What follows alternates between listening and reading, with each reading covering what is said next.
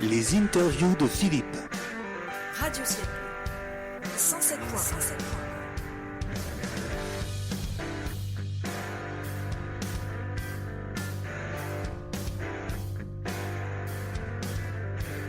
Vous écoutez Radio Ciel Bleu avec Philippe et aujourd'hui je reçois que des potes en fait, donc c'est un grand plaisir pour moi. D'abord Hugues Darvé que vous connaissez bien, bonjour Enchanté, Hugues. bonjour à tous. Guitariste, chanteur. Jean-Paul Dana. Bonjour. Bonjour Jean-Paul, guitariste, chanteur également. On se connaît depuis, on a dit qu'on ne le disait pas, hein, On ne dit pas, non. mais on était jeunes et beaux. Je manque à tous mes devoirs puisque je cite la seule femme qui va parler, Élise. Bonjour. Chanteuse, saxophoniste. Et puis Maria qui est dans l'ombre et qui va faire quelques photos, quelques films, quelques vidéos. Voilà. Alors, Hugues, Oui, on va démarrer avec toi. Tu viens nous voir aujourd'hui pour une sortie d'album. oui, Alors la dernière fois, c'était, il y avait eu des sorties de EP, donc 5 titres. c'est ça. Il y avait eu un concert organisé au profit des hôpitaux de Béziers. Exactement. Et puis là, ça y est, album, 13 chansons, Je crois qu'il y en a 12. 12 À chaque fois, on se mélange un peu, il me semble. 12 chansons Faut- dans un style pop-rock. Il faudrait que j'écoute l'album pour savoir. Ah, et tu fais un album et tu sais même pas ce qu'il y a dedans. Alors, l'as-tu vraiment fait? Ça va être la question du jour. Oui, d'ailleurs, je tiens à rendre hommage à Teddy Trarbach, avec qui on a fait cet album tous les deux, en pleine période Covid. Il a été créé, conçu, enregistré, etc. Et donc là, on est très fiers de pouvoir le présenter maintenant. Sur les chansons, toi, tu fais quoi? Paroles, musique, les deux? Parole, Tu musique. délègues aussi? Il y a d'autres auteurs, d'autres compositeurs Alors, qui t'es- sont avec toi? Teddy a participé un petit peu à quelques parties, a fait les arrangements dans l'ensemble, l'enregistrement, la production au sens large, et c'est le compositeur de Casse-toi, qui était le premier single D'accord, que tu avais joué ici. qu'on avait fait ici ensemble. Ouais. Un album donc dans un style pop-rock, avec un sujet qui revient, un sujet qui est là en permanence, et c'est les relations hommes-femmes, l'amour. Ben oui, là je crois que c'est de toute façon un peu difficile de passer à côté, mais sujet qui me parle depuis que je fais ce métier et que j'écris. Il y a toujours beaucoup à en dire. Il y a 2-3 petites chansons qui parlent un peu de ce qu'on vit en ce moment, avec toutes les difficultés qu'on peut voir ici et là quand on allume la radio et la télé. Et la petite chanson qu'on va peut-être interpréter tout à l'heure en live, voilà, qui est une chanson qui parle un peu plus de tolérance, de mélange, d'entente, et puis de tout ce qui serait bon de vivre sur cette planète. Alors l'amour c'est un sujet inépuisable, Oui, et, effectivement. et là tu le mets à toutes les sauces, c'est-à-dire le désespéré, l'énervé, L'amoureux un peu. l'amoureux, l'amoureux aussi. Tu voles les histoires ou c'est tes histoires Oh, il y a un mélange des deux. Le titre Casse-toi, par exemple, alors, c'est très étrange parce que c'est plutôt une idée de Teddy. Moi, j'ai écrit par rapport à ce message qu'il avait envie de passer. C'était plutôt quelque chose qu'il vivait lui. Tout n'est pas autobiographique. Beaucoup de choses le sont, évidemment. On est un peu obligé, mais il y a aussi des histoires qui ne sont pas les miennes. Moi, j'aime bien cette idée de parler un peu aussi de ce que vivent les autres. Et puis, on peut trouver, en faisant de la psychologie de comptoir vite fait, on peut trouver une dualité. Oui, ouais, je crois que de toute façon, j'ai toujours été un grand admirateur de Monsieur Serge Gainsbourg, qui pour moi est un de ceux qui parlait le mieux de ce sujet. Et j'aime cette écriture qui peut être à la fois poétique et de temps en temps sur certains titres, dont Outrage, qui est le nom de l'album, il y a peut-être ce côté un peu plus réaliste, un peu plus familier et cru, mais il y a toujours un peu de poésie. J'aime bien ce mélange maintenant. Voilà, c'est ce qu'on trouve dans chaque chanson, c'est-à-dire, Voilà. quand je disais tout à l'heure, l'amoureux éperdu, désespéré, le gars énervé, il y a cette dualité. C'est-à-dire, je peux être doux comme un agneau, mais à un moment donné, tu as ça, toi, en toi? Un petit peu, oui. Ouais. Ouais, un petit peu, mais ça, bon, avec le temps, ça s'apaise, hein, donc c'est ça qui est bien. Et puis il y a des chansons comme Le Présent Éternel, comme Crois-moi, qui sont vraiment des vraies chansons d'amour, et je m'adresse aussi aux gens qu'on a perdus et qui nous regardent peut-être de là-haut. Voilà, c'est un peu le thème de Crois-moi. Donc, Et puis, il y a dans cet album, à la fin, un truc que tu vas nous expliquer, Outrage. 2 versions. Une première version, quand on l'écoute, on se dit, mais là, il a mangé sa casquette, là, que Oui. tu as sur la tête en ce moment. Et puis après, on est curieux, on va écouter la seconde version. Alors moi, j'ai eu l'album que ce matin, hein. Oui. Donc je t'avouerai que j'ai pas tout écouté en entier, j'ai écouté que des Bien petits sûr. bouts. Alors Outrage, raconte-nous ce que la chanson raconte et pourquoi ces deux versions, une version qui rentre dedans et une version un peu plus soft, comme c'est noté. Bah, tu as tout résumé. Je crois que l'idée, c'était de pouvoir faire en sorte que cette chanson, qui est très intéressante pour nous sur scène, parce qu'on a ce côté... Qu'est-ce qu'elle raconte déjà, cette chanson? Oh, elle parle d'une dispute amoureuse. Voilà. Ça comme ça. Voilà, ce qui est intéressant, c'est que les couplets sont assez crus et je trouve les refrains poétiques et apaisants. Donc j'aime bien cette idée. Ça parle d'une dispute. Alors comme dans toutes les disputes, il y a des mots qu'on dit qui peuvent être un peu crus, des mots qui dépassent un peu notre pensée. Et puis il y a toujours ce besoin d'apaiser, et de se réconcilier. Vaut mieux la réconciliation que la dispute de toute façon. Mais le côté outrage, c'était de s'amuser un petit peu à être libre dans les mots. Voilà, sans censure. Alors le problème de ce genre d'exercice, c'est qu'il y a les médias, c'est qu'il y a les radios, c'est qu'il y a les télés, et qu'effectivement c'est un peu compliqué, malheureusement. Alors je dis pas que c'est impossible, il y a beaucoup de groupes de rap qui emploient des mots très très crus, et qui passent malgré tout. Mais voilà, nous par rapport au côté pop-rock, par rapport aux radios susceptibles de s'intéresser un petit peu à ce qu'on fait, c'était plus simple de faire une version soft, un peu plus poétique, et qui serait susceptible éventuellement, puisqu'on compte en faire un single d'Outrage à un moment donné, de passer sur les médias. Là, on soulève en même temps en fond un problème. Eh oui. Est-ce qu'on n'a pas, dans notre démarche artistique, on a le droit de tout faire, du coup, de nos C'est jours? une très bonne question, et on s'attendait un petit peu à ça avec Outrage. L'idée, c'était pas de choquer pour choquer, mais d'être vrai, en fait, tout simplement. Totalement vrai. Est-ce qu'on peut être vrai, sincère et totalement soi-même aujourd'hui dans le monde tout court des médiatiques, on va dire, et artistique en ce qui nous concerne? J'ai l'impression quand même que la censure est bien présente de plus en plus. De plus en plus. Et puis malheureusement. On peut faire des outrages proprement et qui sont bien plus, Voilà. bien plus lourds de conséquences. Exactement. Que de dire trois gros mots comme ça qui passent. Bon, bah, Hugues, on a fait un petit tour de tout ça. Et puis, il y a également cette chanson Macaque, Oui. qui est la première chanson extraite que vous allez jouer en live, tous les deux, Jean-Paul. Alors, Macaque, bon, bah là, on comprend bien. Hein. Là encore, je peux pas parler d'autobiographie pure. J'ai la chance de pas avoir été trop victime de tout ce qui pouvait être... de tout ce qui peut être racisme ordinaire, on va dire ça comme ça. Mais en tout cas, beaucoup de gens autour de moi l'ont été, le sont encore, malheureusement. Et cette idée, moi, j'ai toujours été un peu surpris, révolté qu'on fasse des différences par rapport à la couleur de peau. Oui. Voilà, je pense qu'il y a des gens intelligents, il y a des gens complètement stupides, peu importe la couleur. Et j'aime bien l'idée aussi de dire que le métissage est une force, pas une faiblesse. Et c'est surtout une petite référence aussi à la musique reggae, parce que j'ai un petit peu de sang africain dans les veines, et puis que cette musique me parle aussi. Donc c'était une manière de me joindre l'utile à l'agréable. Voilà, et c'est vraiment la chanson qui sort, qui change de couleur sur l'album, puisque comme Oui. je disais, tout est plus ou moins pop-rock. Et celle-là, vraiment, c'est un reggae qui arrive en plein milieu, et à la limite, on se dit, mais qu'est-ce qu'il fait là? Mais ça, c'est parce D'où, que... mais tu as donné l'explication, quoi. D'où l'Afrique, les origines africaines. Et Ça, c'est ma grand-mère qui m'a transmis la musique africaine. Et je cache pas aussi mon admiration pour Bob Marley. C'est un des premiers que j'ai écouté. qui a eu un retour en grâce avec Ouais. le biopic qui a été fait sur lui il n'y a pas très longtemps. Exactement. On écoute Macaque? Avec plaisir. Allez. Oh, babe, all right. Na-na-na-na. Oh, oh, babe. Na-na-na-na. Ah-na-na-na. Je suis le roi des macaques. Aux yeux des cons, tête à claque. Mais je rends les coups de matraque. Je cogne et je mords quand on m'attaque. Je suis le roi des imparfaits.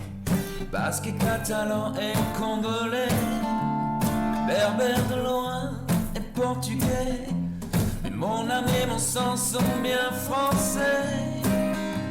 On a le même amour pour nos parents, nos enfants, la même couleur de sang et le même cœur en dedans. Je suis le roi des macaques pour tout ce qui nous faut vivre du côté black. C'est dans un zoo qu'il faudrait qu'on nous parque.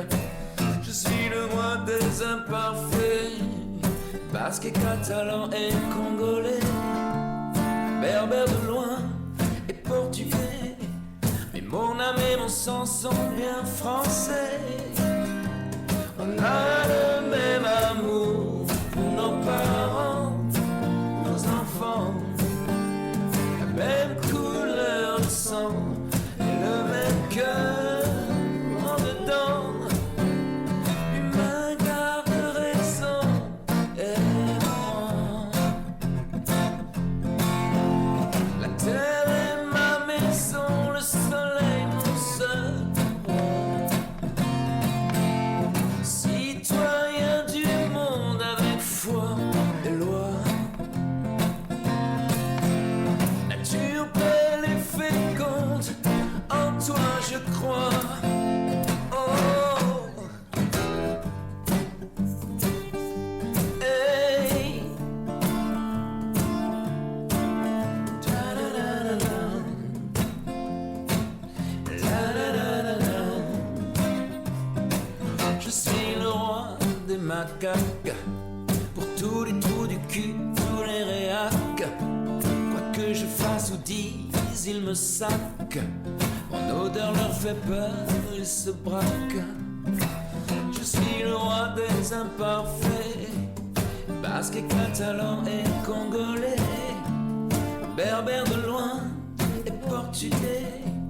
Mais mon âme et mon sang sont bien français.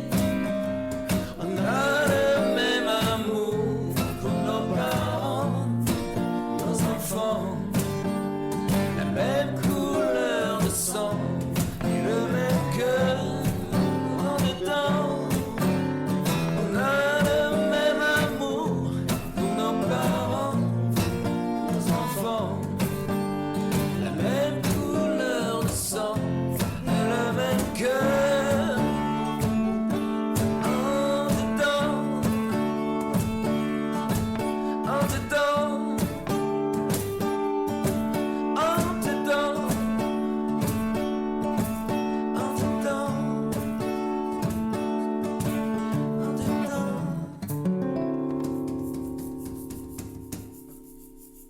Toujours sur Radio Ciel Bleu, toujours avec Hugues Darvé, avec Jean-Paul Dana et puis Élise, saxophoniste, qui est là. Hugues, sortie d'album, on vient d'écouter un extrait. Un album essentiellement axé sur l'amour. Et puis des projets, d'où la présence de Jean-Paul, de Élise. Donc dis-nous un petit peu ce qui va se passer là. Exactement, avec plaisir. C'est pour ça que c'était intéressant de venir tous ensemble là aujourd'hui. Avec Jean-Paul, qui est un musicien de Biterrois depuis bien longtemps. On se connaît, on s'approche, on s'écoute depuis pas mal d'années maintenant. Et puis voilà, on a eu envie, on trouvait que nos univers, c'était le bon moment de faire des choses ensemble. Donc il m'a parlé de son projet, qui est son duo, le duo Demoiselles, dont ils vont parler avec Élise là tout à l'heure. Et moi je lui ai parlé de mon projet de composition et d'avoir envie d'aller sur scène avec une formule un peu réduite, très acoustique, très épurée par rapport à tout ce que je pouvais faire avant ou par rapport à ce qu'on peut faire quand on est en groupe sur des grosses scènes.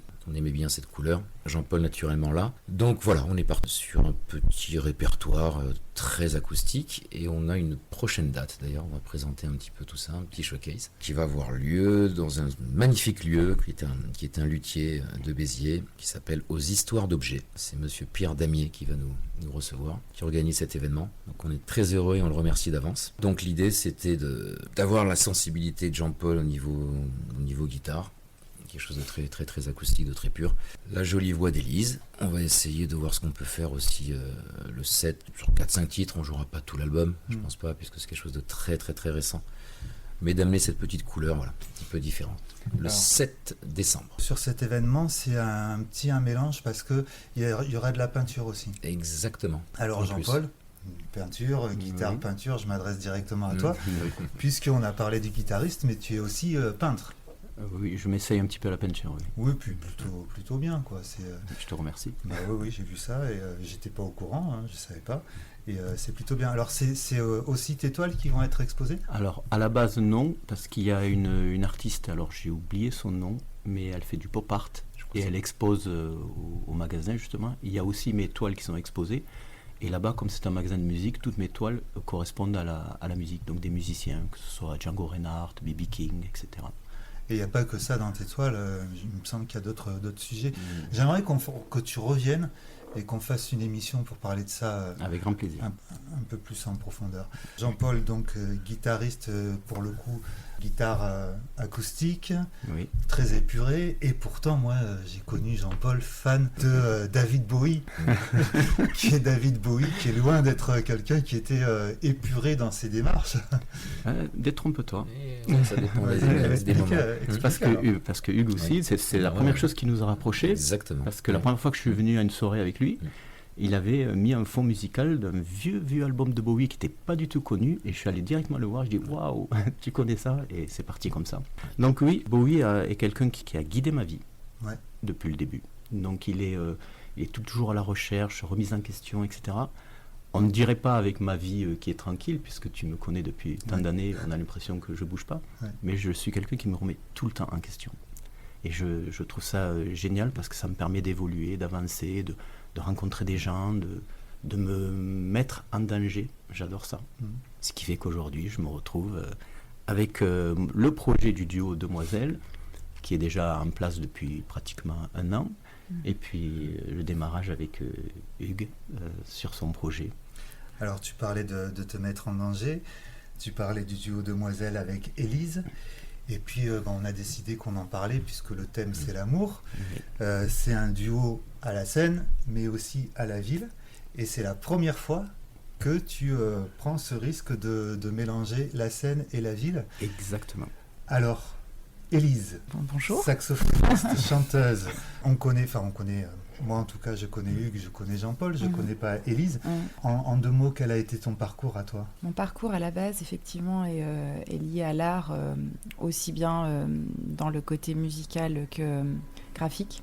J'ai fait des études d'art appliqué, j'ai travaillé dans la communication en tout premier lieu. Et puis j'ai touché à la musique petite depuis mon enfance, par mes parents qui étaient tous les 2 musiciens. Donc j'ai touché à pas mal de choses. Des chorales, un petit peu de piano, de la flûte traversière pendant de nombreuses années. Et j'ai choisi le saxophone par passion à l'âge adulte, mais beaucoup d'entraves dans ma vie ont fait que je n'ai pas facilement pu l'exercer. Voilà, donc l'opportunité aujourd'hui de la rencontre avec Jean-Paul m'a, en tout cas, fait découvrir ce milieu qui pouvait être un milieu professionnel que je ne connaissais pas réellement dans le monde dans lequel moi j'évoluais. Puis voilà, j'ai décidé de me lancer dans cette aventure après de nombreux mois de réflexion, voire quelques années. Et puis finalement, je m'essaye à cet exercice. Avec un départ donc plutôt classique musicalement. Oui, plutôt classique, ouais, effectivement. Oui, plutôt classique. J'ai participé à une chorale aussi gospel. Ouais. C'est vrai que c'est aussi une passion pour moi, la musique gospel et l'esprit jazz aussi. Voilà, c'est quelque chose, c'est des influences très fortes pour moi. Avec un esprit chaleureux, c'est ce qui me plaît, c'est ce qui m'influence. Puisqu'on en parle, c'est l'amour qui t'a poussé à monter sur scène et à changer peut-être un peu de style, à te diriger vers des choses un peu plus pop. Alors non, je dirais que ça s'est pas vraiment présenté comme ça. D'abord, j'ai proposé mes influences musicales à Jean-Paul, qui a été totalement, je rejoins effectivement ce qu'il a dit tout à l'heure, totalement ouvert à changer radicalement de style par rapport à ce qu'il faisait jusqu'à présent. Donc moi j'étais plutôt répertoire français, chansons à texte, chansons profondes, messages, sens, etc. Donc je n'ai jamais eu l'idée d'ailleurs d'en faire mon métier. Et en tout cas, si l'idée était de le faire, comme il me l'a proposé, c'était pour dire quelque chose d'intime. Voilà, donc je lui ai proposé un répertoire avec des textes auxquels il a adhéré immédiatement. Il a bossé de son côté la partie musique et on a rapidement découvert que nos voix étaient harmonieuses et qu'on avait moyen de faire de construire une sorte de 3e voix avec nous 2. Voilà, donc on est parti sur cette union-là en fait. Je le vois un petit peu comme ça. Hein. C'est de dire, voilà. Demoiselles, Jean-Paul, le duo Demoiselles, c'est essentiellement des reprises ? Oui, essentiellement des reprises au tout départ, puisque ce projet est assez récent. Ouais. Elle m'a d'abord présenté le répertoire, j'ai écouté, je ne connaissais pas. Et je me suis dit, comme d'habitude, pourquoi pas essayer. Ça peut m'amener dans des sentiers battus dont je ne connais pas du tout le résultat. Et comme je suis quelqu'un d'assez travailleur, et j'aime bien me lancer des défis, donc je pense l'avoir relevé. Et ensuite, au départ, il y a eu donc l'idée du nom de moi à elle, donc Demoiselle, puisqu'on parlait au départ les chansons qu'elle me proposait étaient axées quand même à toutes les formes de relations humaines, surtout amoureuses, qui rejoint un petit peu l'album de c'est ça, oui. D'où le lien. Oui, tout à fait. Oui. Et nous, tous les thèmes de l'amour. Et au fur et à mesure que je travaillais ces chansons, je trouvais qu'il y avait peut-être 90% du temps quelque chose. J'avais déjà vécu ça, que ce soit avec Élise ou dans d'autres relations, etc. Et je trouvais ça pertinent, que le répertoire était très très intéressant. Et ça nous a poussé. Je lui ai proposé de devenir musicienne professionnelle avec moi et de se lancer. Pour moi, c'était une expérience nouvelle et on est parti. Qu'est-ce que tu faisais avant ? T'avais quel style plutôt avant ? Parce que tu jouais tout seul. J'ai eu la chance depuis une mauvaise expérience, on va dire, de budget où on a commencé tous les deux il y a très longtemps en orchestre. En orchestre, on était nombreux sur scène, etc. Au fur et à mesure, les budgets se réduisent, on se retrouve en groupe, on est 5, puis après 4. Il a fallu que je me mette à chanter, alors qu'à l'époque, je n'étais que guitariste. Après, je finis en duo, et même le duo, ça a splitté, et je me suis retrouvé tout seul. Alors, il a fallu y aller. Donc, en 2009, je me suis mis à jouer tout seul, puis après, j'avais d'autres opportunités de pouvoir jouer aussi en groupe, donc j'ai monté aussi une version trio. J'étais plutôt axé blues, rhythm and blues, funk, et puis j'ai eu l'opportunité de travailler, alors ça, c'est une chance énorme pour moi, d'avoir pu travailler dans un pub irlandais dont je travaille toujours. Et je fais des pub songs, c'est-à-dire de sortes de karaoké en live. Je propose à la guitare, là aujourd'hui j'ai à peu près 480 titres, les gens viennent chanter avec moi, donc je me retrouve depuis 15 ans quasiment à accompagner des gens expérimentés ou non expérimentés, et j'aime me présenter comme un musicien tout-terrain, puisque je peux me retrouver avec quelqu'un qui va me sauter des mesures ou carrément des temps, bouger dans tous les sens, et je m'adapte. D'accord. C'est ça qui fait. Et comme Hugues est aussi très improvisateur et il aime bien improviser, c'est là où on se rejoint, on n'a pas besoin de parler, on se comprend. Exactement, c'est la magie des nouvelles rencontres. T'as pas de machine, hein ? Non, pas du tout. Les seules machines que j'ai, parce que j'adore faire des solos de guitare, c'est un looper. C'est-à-dire que je le fais devant les gens, tout en chantant, je m'enregistre en direct devant eux, sur ma rythmique, et puis après je rappuie sur la pédale, et puis ça rejoue ce que je viens de jouer. Donc non, je suis contre les machines. Alors, c'est personnel, mais bon. Mais c'est pas la tendance actuelle. De plus en plus, il y a de machines. Les gens peut-être que je sors du contexte, mais je trouve que c'est dommage de se cacher derrière un soutien alors qu'on a tellement de talent tous, en fait. Il suffit qu'on se lâche et on peut tellement vibrer et faire quelque chose de nous-mêmes que souvent on se réfrène en se cachant derrière des machines. C'est mon... Ben c'est ta démarche, hein. T'as pas à en avoir honte et t'as pas à t'en excuser, bien au contraire, c'est ta démarche et elle est tout à fait noble et tout à fait originale, et elle paraît évidente. Effectivement, on est musicien, pourquoi prendre des machines, mais c'est vrai que l'évolution des choses a fait qu'on s'est tous mis à jouer avec des machines, avec des trucs qui nous soutiennent. Toi, tu as choisi de pas faire ça. Moi, je trouve que c'est très bien. Je te remercie. Alors, juste pour complémenter la discussion là-dessus, je ne me considère pas vraiment comme un guitariste. Vu que je joue tout seul et que je dois, lorsque je joue, avoir une sensation de complétude une chanson, la chanson en totalité, j'essaye dans mon jeu d'assembler et les basses et le piano et la découpe rythmique en total pour la mener avec avec mes deux mains, en fait, tout simplement. Donc je percute sur la guitare, je fais plein d'autres choses, etc. Oui, c'est une autre façon de jouer de la guitare que de faire les accords, les notes. Voilà, on se sert de l'instrument un peu à la Kezia Jones, pour ceux qui connaissent. Voilà. Ou Tommy Emmanuel, etc. Voilà. Et sur le coup, maintenant, on a la voix et le sax d'Élise. Tout à fait. Alors là, moi, je suis plutôt en choriste sur le projet de Hugues, effectivement. Dans notre duo musical, on a deux formules. Donc la formule chant et la formule sax qui va commencer à arriver à partir du printemps, puisque pour raison de santé, j'ai dû arrêter le saxophone pendant quelques mois. Et voilà, pour l'instant, notre formule, donc guitare-voix acoustique, est vraiment axée sur l'harmonie de nos chœurs, dans les deux sens du terme. Tiens, c'est joli ça. Très C'est pas joli. mal, hein. Voilà, c'est noté. C'est noté sur Des chœurs, je voulais dire voix, chœur, mais c'est bien aussi, super. Voilà. En tout cas, c'est ce qu'il en ressort en général. Voilà. On essaye de chanter toujours ensemble, le maximum en tout cas, et de greffer nos deux voix de façon harmonieuse. Venir nous voir sur nos dates, découvrez-nous sur Facebook. Et nous avons des prestations, en tout cas dans la région bitéroise et dans les Alpilles, dans le secteur de Saint-Rémy-de-Provence et Salon de Provence, où on s'exporte gentiment pour les prochains mois. Et puis également en Haute-Savoie, à proximité de la Suisse, vers Genève et Chamonix. Voilà, sur les prochains mois. Donc à retrouver, on tape Demoiselle sur les réseaux sociaux. Duo Demoiselle.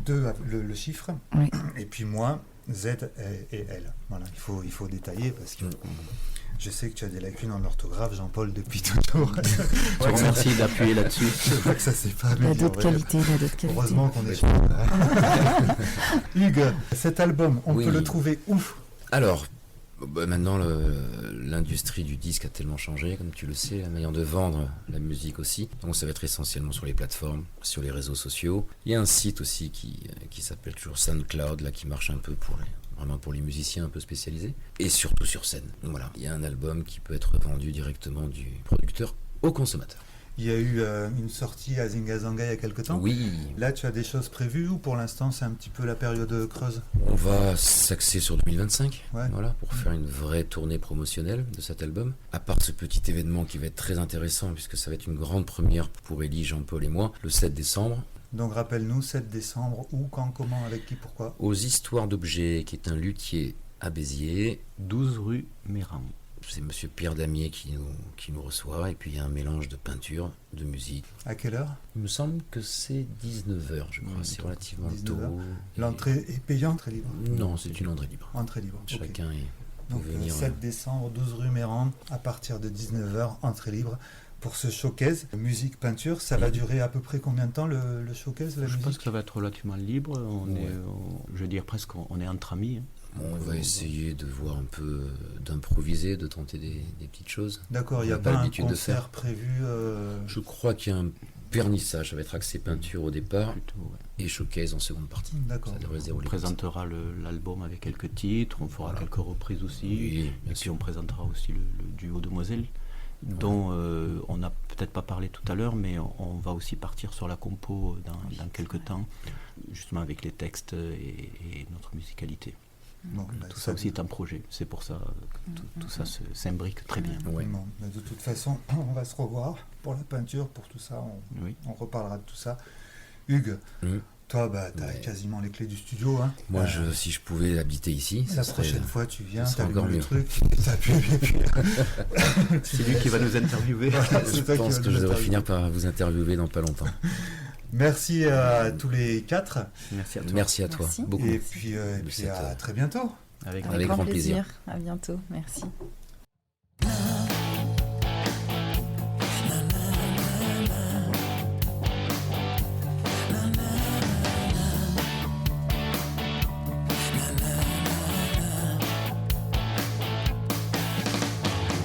Va te faire enculer par tes anglais. Va te faire baiser chez les pygmées. J'en ai rien à foutre, moi, de te tringler. Je l'ai déjà beaucoup trop fait. Va te faire déglinguer par des Français. Va te faire enfanter par un Japonais. J'en ai plus rien à foutre, moi, de te sauter. Je l'ai déjà trop fait. Seuls les nuages passe l'orage et reste sage. Va te faire consoler par tes anglais. Va t'enivrer chez les pygmées. La meilleure chose à faire, c'est d'oublier tout le mal que l'on se fait. Va te faire soigner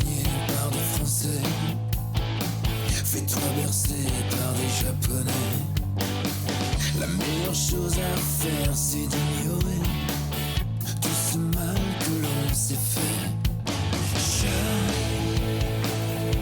Seuls les nuages passent l'orage et restent sages. Va te faire draguer par des Libanais. Les interviews de Philippe. Radio Ciel Bleu, 107.1.